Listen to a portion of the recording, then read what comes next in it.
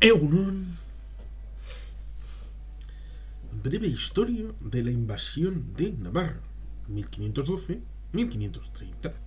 por Pedro Esarte Muniain. Es una propuesta que deriva de otra anterior, del año 2001, de un libro bastante más grueso y detallado respecto al hecho histórico de la conquista de Navarra a manos de los castellanos, y puede que incluso también los aragoneses, en tanto que Fernando el Católico estaba por ahí metido, que es una de las bases del libro aquel de Maquiavelo y el Príncipe. También César Borgia, que también está ligado por matrimonio con los monarcas de la Casa Real de Navarra. Bueno, sin ir al libro de El Bravo Maquiavelo, en el año 2011 se hizo esta versión breve para aquel que no se sintiera atraído por un libro más grueso, sino por uno más delgadito, de unas 200 y pico páginas, para echar el aperitivo respecto a esta circunstancia. Vamos a un pequeño detalle, como pueda ser las fiestas de San Bernabé en Logroño, que cada año, cuando llega la fecha oportuna, engalana con banderas rojas y gualdas, y ahora también la bandera de La Rioja, que curiosamente es verde, blanca, roja y amarilla. Curiosamente, los colores de la Icurriña, ¿cuáles son? Blanco, verde, rojo. ¿Y los de Navarra cuáles son? Rojo y amarillo. Será casualidad. Pues en cualquier caso está referenciando la batalla aquella del año 1521 respecto, supuestamente, y así lo pude vivir en mi tierna infancia, pasada en parte allí en la ciudad de Logroño, pues la noción de que habían sido liberados de los franceses y los bravos españoles, los bravos castellanos, habían vencido la batalla gracias a el santo del día de la victoria, que era San Bernabé. Pongo esto como ejemplo de la memoria falseada y trampeada, porque siempre suele ser la historia más compleja y más interesante y más nutritiva, aunque no siempre pasar de color al color de enfrente, porque tampoco era una guerra de liberación nacional navarra, entendiendo Navarra como un estado-nación, como si fueran las guerras del siglo XX en África. No, no, hombre, no. Navarra era otra cosa en el siglo XV. Tenía otras. Y comienzo del siglo XVI. Tenía otra estructura social, otra estructura en capas y relación estamental y todo aquello, pero en cualquier caso seguía siendo una conquista a la que hubo una reacción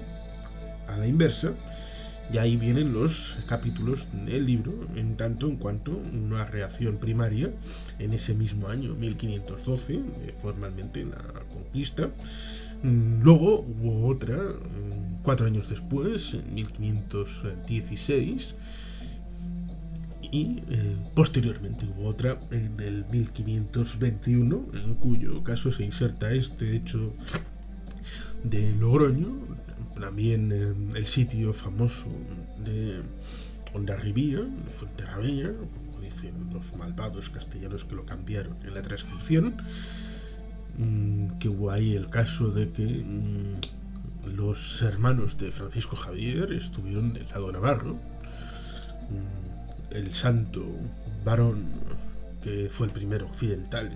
en arribar a costas de Japón, eso dicen allí,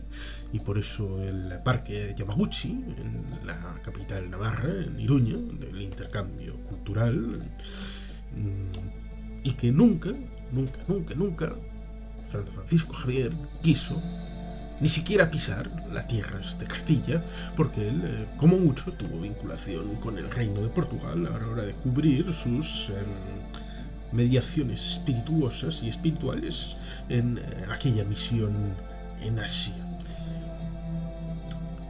Y claro, luego también estará el asunto de Amayur a finales de 1521, ya al final del libro habla de ese cierre, de ese inicio de intentar recuperar el reino en esos primeros años de conquista, aunque luego la situación de ocupación militar seguiría a lo largo del siglo XVI y luego continuarían las situaciones complicadas y complejas, pero como digo, hay que ir al momento oportuno para juzgar el momento con las claves del punto concreto de la historia en el que se suceden y por supuesto nutrirse de más lecturas de las que uno pueda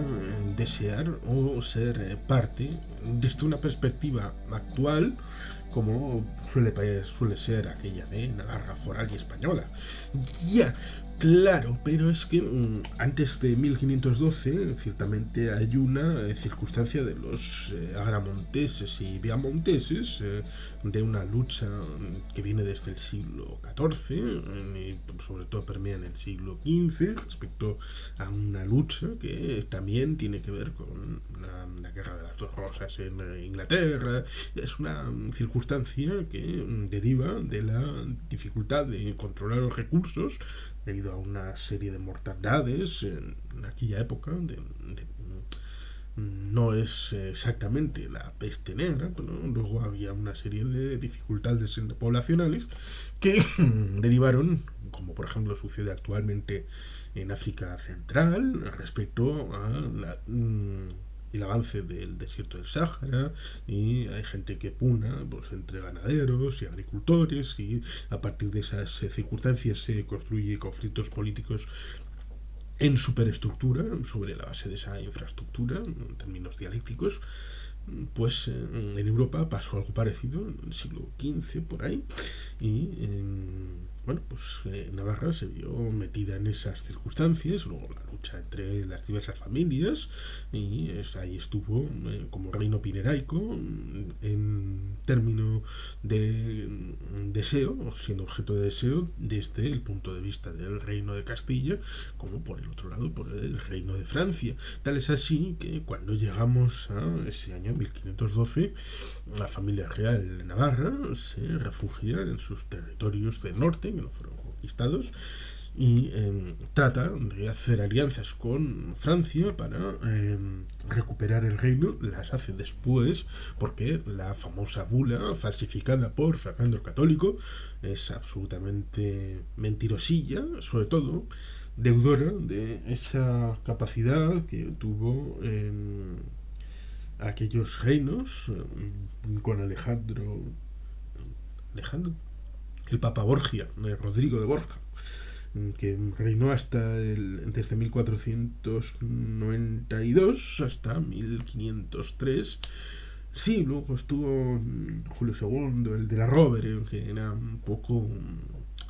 refractario en todas aquellas circunstancias respecto a la familia Borja, pero bueno, en donde quedó la brasa. Y claro, España, es decir, Castilla y Aragón, eran reinos católicos que se alineaban con el papado en cierta medida, y claro, hay que darle cariño, y luego de manera sobrevenida pues legalizaron esa bula respecto a un hipotético negociete de los reyes de Navarra con el rey de Francia, que luego sería vinculado también con el sultán otomano, que era fiel súbdito del Islam, una cosa así curiosa, un cholopote medieval, divertidísimo, para justificar lo que al fin y a la postre era una injerencia y una conquista territorial, dadas las apetencias de los reyes castellanos de unificar la península ibérica, porque casi una península, un estado, un reino y un solo rey. ¿Cómo era aquello? Ein Volk, ein Reich, ein Führer. Bueno, esas cosas que a veces pasan y que Escandinavia no es un solo país, está Finlandia, está Suecia, está Noruega y no pasa absolutamente nada, y enfrente está Dinamarca y luego ahí flotando en el mar está Islandia. Pues estas reflexiones vienen a que es necesario hacer una aproximación histórica multilateral, multidiversa, de muchas fuentes, porque posteriormente esa raíz navarra en el lado francés germinará en la vinculación con los reyes de Francia, en Enrique III de Navarra, Enrique IV de Francia, quien a finales de ese siglo XVI y principios del siglo XVII se convertirá con aquel apócrifo lema de París bien vale una misa en la vinculación orgánica de la corona de Navarra, el reino de Navarra, con el reino de Francia, que hoy si tuviera un escudo como monarquía sería un escudo dual, las cadenas de Navarra y la flor de lis. No es así porque es una república desde hace ya bastante tiempo. Así pues, tenemos esa circunstancia de que Navarra está partida en el lado castellano, con la deriva que viene después de 1512, y también está del lado francés. En realidad, Navarra no es ni España ni Francia, como era hasta 1512. Y esa memoria, pues, sobre todo la tienen que tener los navarros de Navarra. Porque la otra deriva es que esta gente de Pamiela y de Navarralde son tan divertidos y tan cachondos que cuando hablan de Navarra, la gran Navarra, y es una reflexión que creo que es complementaria y necesaria, hablan de la Navarra como elemento político que en cierta medida se equipara al término Euskal Herria como término cultural, aunque Euskal Herria luego lo utilizarán los antisabinianos para tratar de luchar contra el término político Euskadi. Bueno, pues el término Euskal Herria, como contraparte cultural del Reino de Navarra, lo trasladan esta revisión cultural y política respecto a la invasión de Navarra y sus consecuencias a Araba, Vizcaya y Guipúzcoa. Y cuando yo hablo o converso o escucho el término Euskal Herria o el término Reino de Navarra, no pienso en Vizcaya, no pienso en Álava, no pienso en Guipúzcoa, pienso en la mitad oriental de Cantabria, pienso en Burgos hasta Atapuerca, donde murió un rey de Navarra a principios del siglo XI, en plena batalla, de la que se convirtió el condado Castilla, en reino de Castilla. Aprovecharon ese vacío legal para impulsar la independencia de Castilla, que surge de las ubres de Navarra. Pienso en Soria, pienso en Huesca, pienso en Burdeos, pienso en La Rioja, como parte de aquel mítico reino y parte de esa Euskal Herria cultural que en término estricto habla de los lugares en los que se habló en euskera, y hasta hace no tantos siglos se hacían juicios en La Rioja o en Huesca en la lengua de los navarros, la lengua navarrorum. Por eso es muy interesante todo esto de reflexionar, pero teniendo siempre todos los ingredientes a mano para tener una valoración íntegra y completa. Porque claro, luego tenemos esa circunstancia respecto a la parte castellana de la evolución de los fueros y todo aquello, como reino que acabó abruptamente a comienzos del siglo XIX con aquella supuesta ley paccionada y todo aquello que ha derivado, y Navarra no se vende de aquella manifestación de 2007, aunque simplemente era para que los de siempre siguieran gobernando donde siempre. Por eso, cuando se habla de Navarra, tendría que ser un elemento de debate cultural en la hoy provincia de Navarra, comunidad foral de Navarra, porque es muy fácil tratar de llevar el debate fuera de los términos de Navarra sin ser capaces de hacer un debate en la propia Navarra. Eso es de cobardes, de muy cobardes. Pero aún así, con todas esas circunstancias, creo que es muy interesante y muy útil leer libros como este, Breve Historia de la Invasión de Navarra, como previo a la versión 2.0. Bueno, esta es la 2.0, la primera es la ampliada, para leer la versión ampliada y poder leer libros de Pedro Sarte y todas estas buenas gentes que en cierta medida ligada a ese tronco de modelo Navarralde, de forma de afrontar la historia de Navarra, pues debe ser incorporada con el resto de lecturas respecto a la invasión y circunstancias posteriores de algo que no fue un momento puntual, sino un proceso de décadas que se sucedieron en aquel inicio del siglo XVI. Y sin más, es que ricasco, agur berobat, beti gelpean.